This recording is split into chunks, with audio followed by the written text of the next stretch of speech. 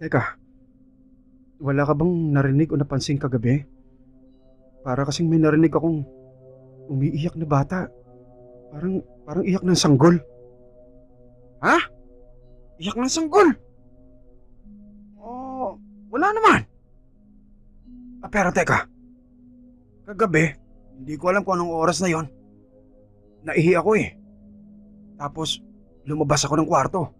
Punta ako ng CR.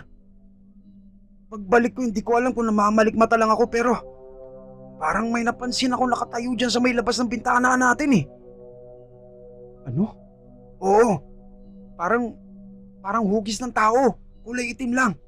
Hindi ko alam kung anino o ano man yon. Basta nakatayo sa dyan. Dyan mismo sa may tapat ng higaan mo.